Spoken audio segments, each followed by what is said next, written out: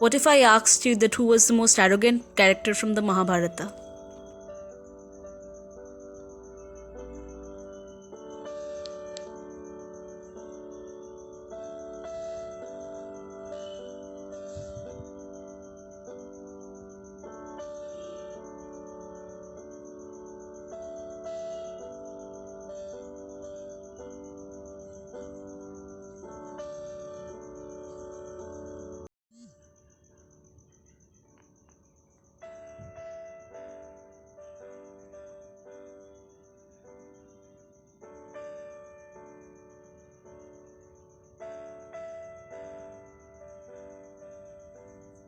Hello friends, welcome back to my channel. Hope my YouTube friends are in best of their health and spirit. आज मैं आप लोगों के सामने महाभारत के एक छोटे से अंश के बारे में बात करने आई हूँ। आप लोग सभी जानते हैं कि चौसर के खेल में युधिष्ठिर शकुनी मामा के पास हार गए थे, क्योंकि शकुनी मामा चौसर के खेल में बहुत माहिर थे। लेकिन क्या आपके किसी के मन में ये प्रश्न आया कि जिसके पक्ष में स्वयं श्री कृष्ण थे वो कैसे हार सकते हैं? आप लोग ये भी जानते हैं कि युधिष्ठिर की तरह ज्ञानी व्यक्ति बहुत कम है या बहुत कम था, लेकिन इसके बावजूद वो कैसे चौसर में हार गए? युधिष्ठिर ज्ञानी होने के बावजूद कुछ क्षण के लिए उनके अंदर बहुत घमंड आ गया था।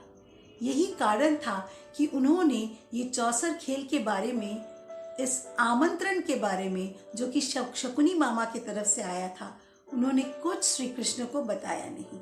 लेकिन श्री कृष्ण तो सर्वज्ञाता थे, उनको अपने आप पता चल गया कि ऐसे कुछ होने वाला है। तो उन्होंने युधिष्ठिर से कहा था कि वो रहेंगे, लेकिन युधिष्ठिर का ओवर कॉन्फिडेंस की वजह से युधिष्ठिर ने श्री कृष्ण को कहा था कि आप चौसर के कक्ष में नहीं आएंगे जब तक हम आपको ना बुलाए। तो कृष्ण तो को कसम के दायरे में आ गए, वो और नहीं आ सकते थे। तो यही कारण था कि युधिष्ठिर इतना ज्ञानी होने के बावजूद छोटे से गलत क्रम ने इस चौसर में उसे हरवा दिया। और साथ ही साथ हम लोग पैरेलल में अगर देखें तो दुर्योधन ज्ञानी तो था ही नहीं, बहुत ही घमंडी टाइप का पर्सन थे, कैरेक्टर था। लेकिन इसके बावजूद वो चौसर में जीते, क्योंकि उन्हें पता था उन्हें आता नहीं है। उन्होंने शकुनी पर निर्भर किया था। तो यहाँ दुर्योधन का कोई घमंड नहीं था। इस पर्टिकुलर एपिसोड में वो घमंडी नहीं थे और इसीलिए उनका जीत हुआ है।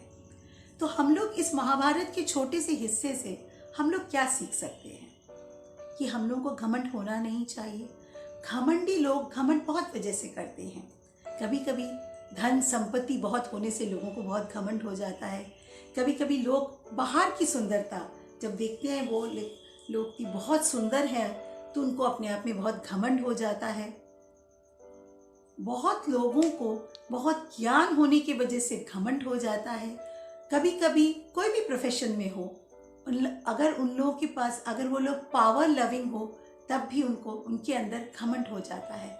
और घमंडी व्यक्ति का कुछ कैरेक्टर वह कभी नहीं मानता है कि वो घमंडी हो गया है।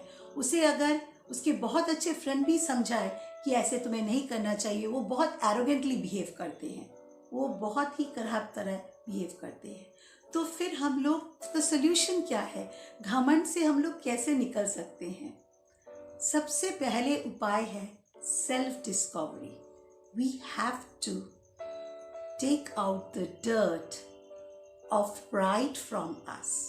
हम लोगों को अपने आप से जो प्राइड होने का जो मैला हमारे मन के अंदर है, उसको सबसे पहले धक्का देके बाहर निकालना होगा। सेकंड है सेल्फ रियलाइजेशन।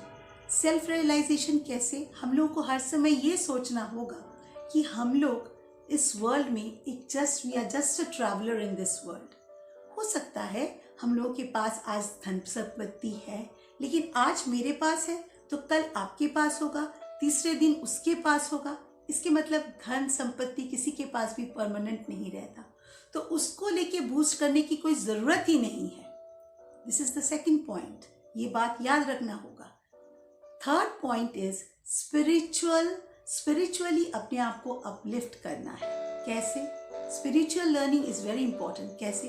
स्पिरिचुअल लर्निंग उस आकाश के बारिश की तरह है जो जमीन पे गिरते ही जमीन में ठंडक लाता है।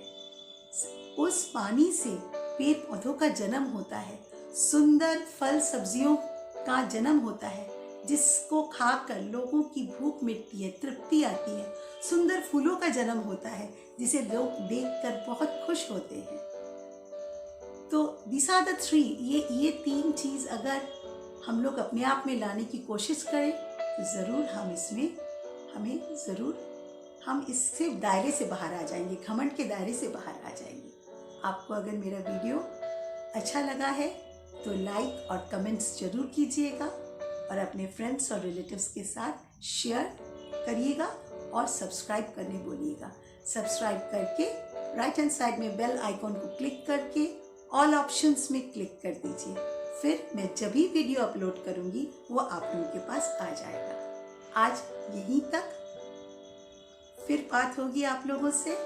Till then stay happy and blessed. Bye bye friends.